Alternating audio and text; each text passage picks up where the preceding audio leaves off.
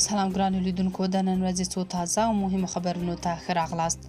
پر سپین بولدک د پاکستان لخوا د بریدونو له امله 15 ملکیان شهیدان شوي او 6 تنه نور ټپیان دي.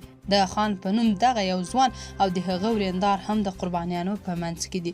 د پاکستان لخوا یو توغول شوی مرمۍ پر یو کور، یو مارکیټ او نورې په بازار کې لګېدلې دي، خو پاکستان ویلي چې برید لومړی افغان ځواکونو کړی او دوی یوازې دفاع کړې. دغه بریدونه په استانبول کې د پاکستان او افغانستان ترمنځ د دریم دور مذاکراتو پر مهال کېږي، خو مجاهد ویلي مذاکراتو ته درناوی په موخه ځوابي برید نه دی کړی. تر دې وړاندې پکتیکا کې پر کرکټ لوبغاړو برید ته ځواب ویل هم د دوحې مذاکراتو ته د درناوي په نوم ورنکړل شو.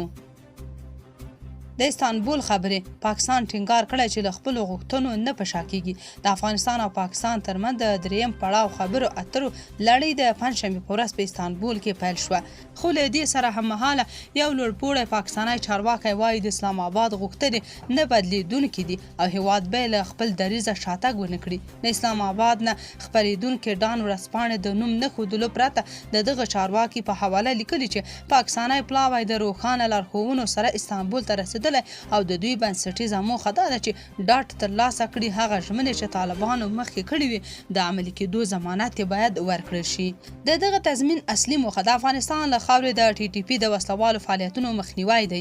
هغه زیاته کړه د پاکستان دریځ څرګند او پر میداني حقایقو او کره استخباراتي معلومات ولاړ دی. موږ د یو اغېزمن څار او باوري میکانیزم غوښتونکي یو څو ډاډ ترلاسه کړو چې د افغان استازو خپلې ژمنې عملي کړي دي. دا هم پکې شامل دي چې د تحریک طالبان پاکستان غړي چې په افغانستان پټ دي باید اسلام آباد ته وسپارل شي، خو افغان حکومت بیا وایي د ټي ټي پي غړي افغانستان کې نشته او دا د دوی داخلي مشکل دی. ملا هیبت الله وایي شرعي فیصلې کوي او ان زما تر تاثیر لاندې هم مه راځئ. د افغان حکومت لوی مشر هیبت الله په کندهار کې د دیني جماعاتو مسؤلینو او فارغانو ته په یوه غونډه کې ویلي د اسلامي نظام لوی هدف د شرعي محاکمو او قضا له لارې د شریعت تطبیق دی. نوموړي د قضا برخې له فارغانو غوښتي چې په شرعي فیصلو کې د چا تر تاثیر لاندې رانشي، ان که زه هم یم. نوموړي د پنجشنبې په ورځ په کندهار کې د لوړو زده کړو وزارت د دیني جماعاتو او تخصصاتو د قضا او افتاء څانګو له مسؤلینو او فارغانو سره په یوه غونډه کې برخه واخیسته. ملا هیبت الله په خپلو خبرو کې یو ځل بیا پر اطاعت، د دوی د نظام پر ملاتړ او د شریعت پر عملي کولو ټینګار کړی دی. هغه زیاته کړې چې د محاکمو او قضا له لارې به په ټولنه کې شریعت تطبیقوي. نوموړي ویلي تاسو ته به د قضا دروند مسؤلیت در سپارل کیږي، نو په پوره جرأت به شرعي فیصلې کوئ او د چا تر تاثیر لاندې به نه راځئ، حتی زما تر تاثیر لاندې به هم نه راځئ. د خیبر پښتونخوا ایالتي حکومت اعلان کړی چې د نومبر پر 12مه نیټه به د دغه ایالت د خرابېدونکي امنیتي وضعیت د ارزونې لپاره د سولې جرګه راوبولي. د دغه جرګې موخه په یاد ایالت کې د پوځي عملیاتو مخالفت بلل شوی او مرکزي حکومت هم پکې د ګډون بلنه منلې. د پښتونخوا حکومت وزیر اعلی سهیل افریدي ویلي پوځیانو به زموږ جوماتونو کې سپي دننه کول. موږ ورته ویل چې دلته موږ عبادت کوو، تاسې ولې سپي راوستي؟ پوځیانو به ویل تاسې او سپي یو ډول یاست. د خیبر پښتونخوا د ایالتي اسامبلۍ مشر بابر سلیم اسواتی د پنجشنبې په ورځ په پېښور کې د پاکستان تحریک انصاف ګوند له یو شمېر سیمه ییزو مشرانو سره په ګډه خبري غونډه کې وویل چې په دغه ایالت کې به هیڅ ډول نوو پوځي عملیاتو ته اجازه ورنکړل شي. سواتی زیاته کړه اسامبلۍ په تیرو 2 میاشتو کې د قانون او نظم پر وضعیت مفصل بحثونه کړي او دې پایلې ته رسېدلي چې هر نوی جګړهیز اقدام به د خلکو کړاوونه نور هم زیات کړي. هغه وویل که څه هم امنیتي وضعیت اندېښمنونکی دی، خو هره پرېکړه باید زموږ په سلا او موافقه وشي.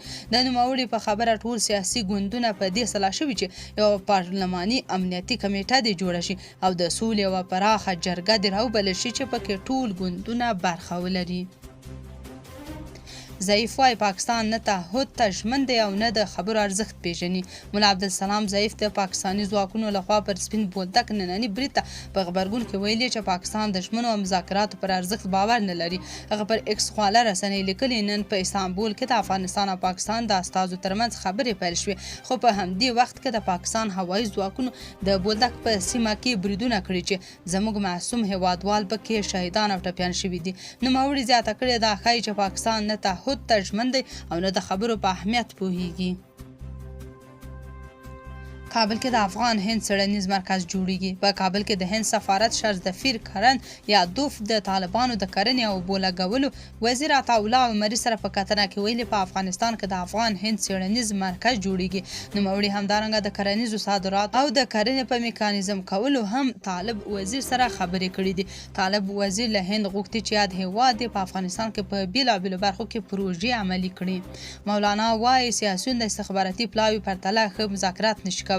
د پاکستان د جمعیت علما اسلام مشر مولانا فضل الرحمن په یوې خبري غونډه کې د دې پوښتنې په ځواب کې چې ترکیه کې د استخباراتي پلاوي پر ځای باید د پاکستان د سیاسیونو یو پلاوی د خبرو میز ته ناست وای ویلي چې سیاسیون د استخباراتي پلاوي په کچه ښه مذاکرات نشي کولی.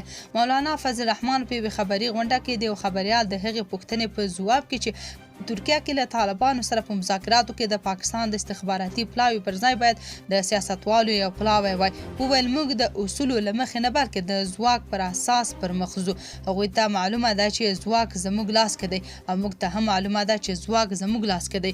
هغه زیاته کړې چې سیاستوال ښایي له هغه ځواک سره مذاکرات ونشي کولی څنګه چې استخباراتي پلاوي کوي. د هغه په وینا دوی پوهیږي چې دا کار له دوی پرته بل څوک نشي کولی. فضل الرحمن دا هم ویل دوی هم دا منلي چې دا کار یوازې استخباراتي پلاوي ترسره کولی شي موږ یې نشو ترسره کولی. هغه په خپلو خبرو کې پاکستانی پوځ د حکومت ساتونکی یاد کړی او ویل چې پوځ حکومت نه دی. د ملګرو ملتونو امنیت شورا د سوریې پر ولسمشر احمد شاه را لګېدلي بندیزونه لرې کړي دي. ټاکل شوي چې نوموړی د راتلونکي دوشنبې په ورځ د امریکا له ولسمشر ډونالډ ټرمپ سره په سپینه ماڼۍ کې هم وګوري. د ریوټرز د راپور له مخې دغه پریکړه لیک چې د امریکا په وړاندې کولو سره تصویب شوی د سوریې د کورنیو چارو پر وزیر انس خطاب هم لګېدلي بندیزونه لرې شوي دي. له دغه پریکړه لیک څخه له 15 غړو څخه 14 غړو د ملاتړ رایه ورکړي خو یوازې چین له رایه ورکولو ډډه وکړه. ګرانډي وایي د افغان کډوالو جبري ایستل یو غیر انساني او د بشري اصولو خلاف عمل دی. د ملګرو ملتونو د کډوالو عالی کمشنر فیلیپو ګرانډي د ملګرو ملتونو د عمومي اسامبلۍ درېیمې کمیټې ته په خپلې وروستۍ وینا کې د ایران او پاکستان له لوري د زرګونو افغان کډوالو د جبري ستنولو په اړه سخت خبرداری ورکړې او د بشري حقونو څخه ښکاره سرغړونه بللې ده. هغه ویلي دغه ډول کړنې نه یوازې د کډوالو حقونه تر پښو لاندې کوي بلکې د سیمې ثبات ته هم جدي ګواښ پېښوي. ګرانډي چې د کډوالو د عالی کمشنر په توګه لسم ځل او د خپل ماموریت د پای وروستۍ وینا کوله وویل له څو لسیزو راهیسه پاکستان او ایران په ډیر سخت او انساني روحیه د میلیونونو افغان کډوالو کوربتوب کړی. افغانان په دغه هیواد کې له زده کړو روغتیا او نور خدمتونو له فرصتونو برخمن وو خو د جبري ستنېدو روانې لړۍ دغه کډوال او په ځانګړې توګه ښځې د تبعیض د حقونو له سرغړونې او پراخو محدودیتونو سره مخ کړي.